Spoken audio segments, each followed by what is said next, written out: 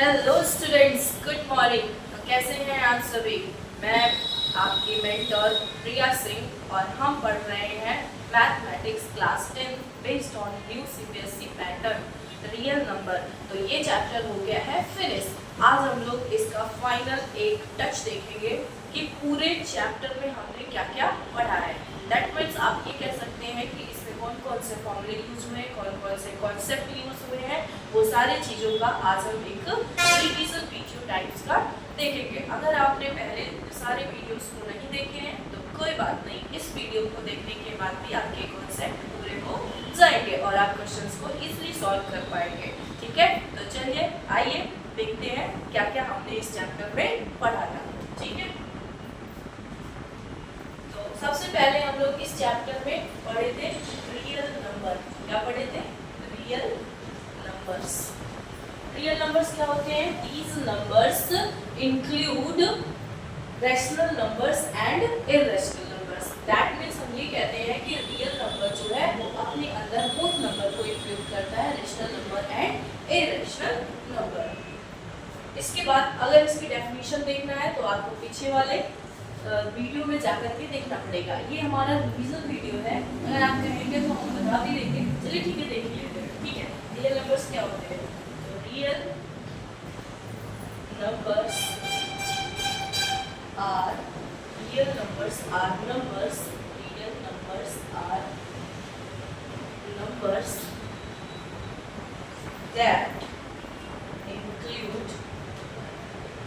that include both rational and irrational numbers।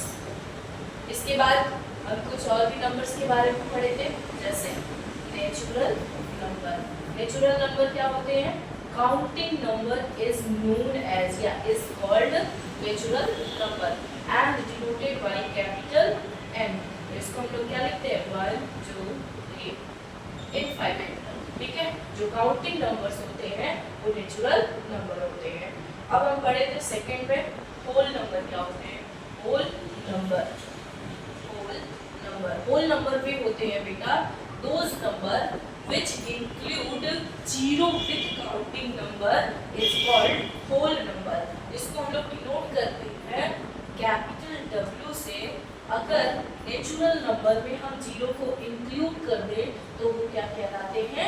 Whole number कहलाते हैं। ठीक है, अब थर्ड हम देखेंगे इंटीजर्स। क्या देखेंगे? इंटीजर्स। इंटीजर्स क्या होते हैं? इंटीजर्स वे होते हैं जिसमें माइनस इनफाइनाइट से लेकर के प्लस इनफाइनाइट तक वैल्यू आती है इंक्लूडिंग जीरो। तो इसको हम लोग कैसे लिखते हैं? Minus infinite two plus infinite. ठीक है, अगर हम इसको लिखना चाहें तो कैसे लिख सकते हैं? जैसे माइनस इनफाइनाइट, इधर आ जाएगा आपका -2 -1 एंड 0 इधर 1 और इधर पॉजिटिव इनफाइनाइट। ठीक है, तो ये होता है इंटीजर्स। अब नेक्स्ट देखेंगे प्राइम नंबर्स। प्राइम नंबर्स मैं आपको ऑलरेडी बता चुकी हूँ कि प्राइम नंबर्स क्या होते हैं। कोई अगर जानता है, वीडियो पहले से देखा है तो वो कमेंट करके बता सकता है कि प्राइम नंबर्स किसे कहते हैं। ठीक है, तो prime numbers have two factors. Prime number क्या होते हैं? Prime numbers have two factors that is 1 and the number itself. Prime numbers क्या होते हैं? उसके दो फैक्टर होते हैं, एक तो नंबर 1 होता है और 1 नंबर होता है और एक वो संख्या खुद होती है, दैट इज नंबर इटसेल्फ। ठीक है, तो चलिए देख लेते हैं कि प्राइम नंबर क्या होता है। तो प्राइम नंबर्स, प्राइम नंबर्स। ठीक है, तो prime numbers have prime numbers have two factors. Prime numbers have two factors, that is 1 and the number itself. Number itself. Example के लिए तो देखें तो example हो जाएगा 2 3 5 7 11 13 and 17 so on। ठीक है, अब इसमें एक फैक्ट बताती हूँ बेटा, इसको याद रखिएगा, ये आपके एग्जाम के पर्पज से बहुत ही इम्पोर्टेंट है। फैक्ट ये है कि one is not a prime number, not a prime number as it has only one factor, only one factor। One जो है वो प्राइम नंबर नहीं है क्योंकि इसका सिर्फ और सिर्फ एक फैक्टर है, ठीक है। अब हम लोग देखेंगे कंपोजिट नंबर। अच्छा, प्राइम नंबर और कंपोजिट नंबर में क्या डिफरेंस होता है ये भी मैं बता चुकी हूँ, फिर भी यहाँ पर हम लोग रिवीजन कर रहे हैं, तो देख लेते हैं। Composite number have more than two factor। composite number have more than two factor। कितने फैक्टर होते हैं? टू फैक्टर्स, दो फैक्टर से ज्यादा। एग्जांपल्स के लिए अगर हम देखें 4, 6, 8, 9, 10 एंड सो ऑन। तो जैसे देखिए कितने फैक्टर होंगे 4 के? एक तो 2 होगा, एक 4 होगा और एक 1। ठीक है, अब इतना नोट डाउन करिए, फिर आगे बढ़ते हैं। एक और फैक्ट बताती हूँ जो कि आपके एग्जाम पर्पज से इम्पोर्टेंट होगा, ठीक है। तो वो फैक्ट ये है कि अभी हमने देखा था कि 1 is not a prime number as it has one factor. 1 जो है वो प्राइम नंबर नहीं है क्योंकि इसके पास क्या है, सिर्फ और सिर्फ एक ही फैक्टर है। तो क्या ये कंपोजिट नंबर होगा? नहीं होगा, है ना, क्योंकि कंपोजिट नंबर में तो ऑलरेडी उसका जो डेफिनेशन है वो बता रहा है कि composite number more than two factor, composite number have more than two factor. इसी के बेसिस पे हम ये भी कह सकते हैं, जो हमारा दूसरा फैक्ट है वो ये है कि वन इज नाइदर, फैक्ट ये है कि one is neither prime nor composite number. One जो है ना तो प्राइम नंबर है और ना ही कंपोजिट नंबर है, ठीक है। अब हम देखेंगे को प्राइम नंबर्स। क्या को प्राइम नंबर्स? को प्राइम नंबर्स क्या होते हैं?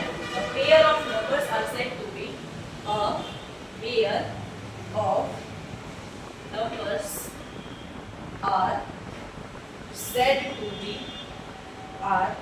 said to be co-prime, said to be co-prime when they have co-prime, when they have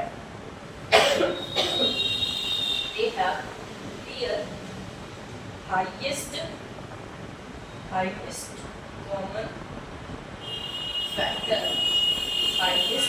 common factor, as 1, ठीक है। co-prime नंबर्स वे नंबर्स होते हैं जिनका पेयर जो होता है नंबर्स का, उनका हाईएस्ट कॉमन फैक्टर जो हो 1 हो। हाईएस्ट कॉमन फैक्टर का मतलब HCF, सॉरी, ठीक है। एग्जांपल से समझते हैं। एग्जांपल जैसे ले लीजिए 4 एंड 9, ठीक है। तो 4 का HCF निकालिए जरा, इसमें क्या हो जाएगा 2 into 1 कर सकते हैं। ऐसे ही HCF ऑफ जो है 9 का निकालेंगे 3 into 1, है ना।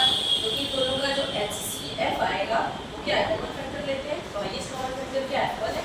4 एंड 9 का जो HCF आएगा वो क्या आएगा 1 आएगा, ठीक है। तो ये कैसे नंबर्स हैं? को प्राइम नंबर्स। अब हम लोग देखेंगे ट्विन प्राइम नंबर। क्या देखेंगे? Twin prime number. चलिए इसको नोट डाउन करिए।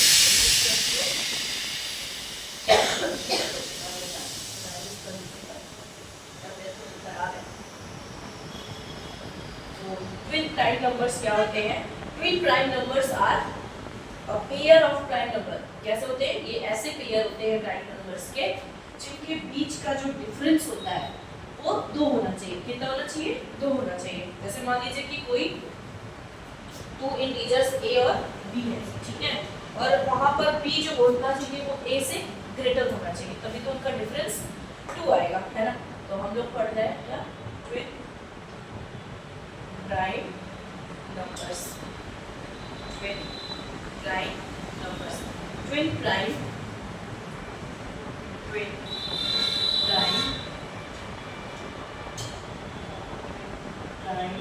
numbers are a pair of prime numbers,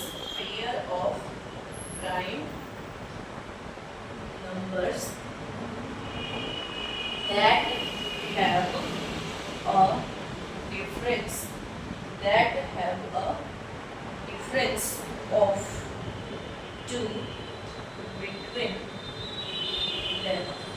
इनके बीच का डिफरेंस कितना होना चाहिए? 2 होना चाहिए। जैसे b minus a equal to 2, ठीक है, जहाँ पर a and b both are prime number. कैसे नंबर है? प्राइम नंबर है। और इस केस में हमेशा ये b जो है वो क्या होना चाहिए? ग्रेटर देन a होना चाहिए।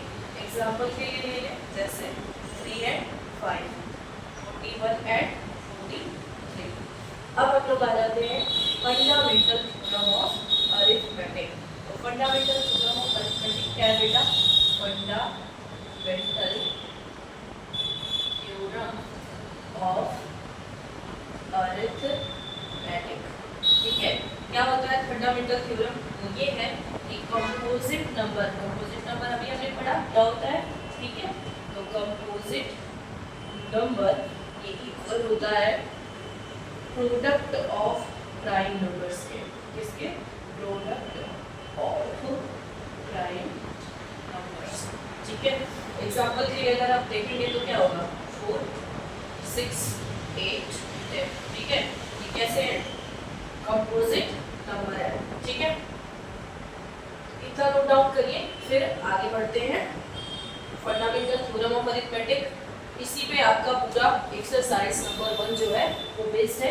और एक और फॉर्मूला है जो मैं आपको बता रही हूँ, ठीक है। चलिए देख लीजिए वो भी। जैसे मान लीजिए कि a और b तो पॉजिटिव इंटीजर्स है, ठीक है। अब हमें इनका क्या निकालना है? इन दोनों का प्रोडक्ट निकालना है। तो हम कैसे करेंगे? हम क्या करेंगे?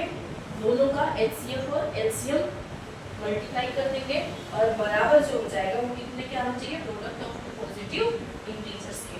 तो इसका फॉर्मूला हम देखते हैं, चलिए देख लेते हैं, ठीक है। क्या होगा? मान लीजिए for any two positive integers a and b, ठीक है। Positive integers a and b, तो हम क्या लिखेंगे? HCF a b into LCM of a and b, ये इक्वल होगा a into b के। दैट मीन्स ये क्या है? प्रोडक्ट ऑफ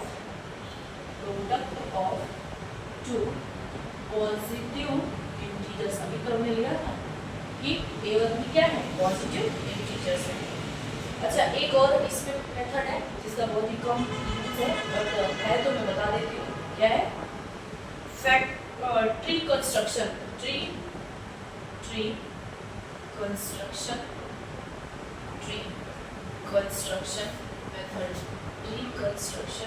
मेथड या फैक्टर, इसी को कह सकते हैं factor method in form of tree construction, ठीक है। इसको हम लोग एक एग्जांपल से समझते हैं। जैसे मान लीजिए 36 है, ठीक है। सिंपली अगर आप इसको भी फैक्टराइज करते तो क्या करते? वैसे 2 से भाग देते, है ना। 9, 3 एंड 1। लेकिन ट्री वाले मेथड से कैसे करेंगे? वो ऐसे करेंगे, ठीक है। भाग दीजिए 2, 18, फिर इसे भाग दीजिए 2, 9, फिर 3, 3, फिर 3 और 1। ये तब तक करेंगे जब तक कि हमें 1 ना मिल जाए, ठीक है। तो ये जो होते हैं ये क्या होते हैं? प्राइम फैक्टराइजेशन होते हैं। मतलब हम अगर इसका लिखें कि प्राइम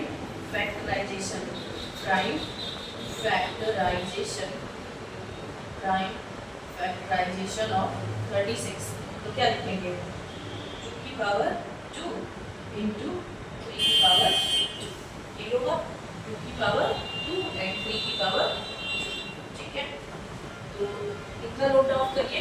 फिर हम आगे बढ़ते हैं रीविजिटिंग इरेशनल नंबर। तो इतना जो पॉइंट था ये आपके एक्सरसाइज नंबर 1 का था, ठीक है। अब हम आगे बढ़ेंगे, एक्सरसाइज 2 को कैसे सॉल्व करेंगे उसमें थोड़े से कॉन्सेप्ट को जान लेते हैं। तो उसमें जो पहला कॉन्सेप्ट है वो है ये रीविजिटिंग इरेशनल नंबर, ठीक है। मुझे कुछ पता नहीं है, बस हमें ये प्रूफ करना होता है कि क्या ये एक इरेशनल नंबर है, जैसे हो गया, 3 हो गया, 5 हो गया, कभी कभी उसके एडिशन में भी आ जाता है। तो हमने आपको बता रखा है कि यहाँ पर हम सबसे पहले किसी चीज़ को अगर प्रूफ करना है तो हम उसे कॉन्ट्राडिक्ट मेथड से करते हैं, ठीक है। जैसे मान लीजिए कि √2 को हमें प्रूफ करना है कि यह इरेशनल नंबर है, तो हम उसको अगर गलत मान के चले और अगर वो प्रूफ हो गया तो भाई हमारा एजम्पशन जो है वो सही है। लेकिन अगर वो प्रूफ नहीं हुआ, गलत हो गया, तो हमारा एजम्पशन जो है वो क्या है, रॉन्ग है। और अगर हमारा एजम्पशन रॉन्ग है दैट मींस कि वो संख्या जो है वो क्या है, इरेशनल नंबर है, ना कि रैशनल नंबर है, ठीक है। तो इसी पूरे मेथड पे आपका एक्सरसाइज नंबर 2 जो है 1.2 वो पूरा सॉल्व होगा। तो क्या है, रीविजिटिंग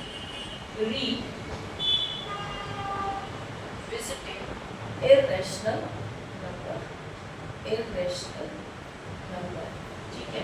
इसमें एक थ्योरम है, उस थ्योरम को हम लोग कैसे देखते हैं समझिए।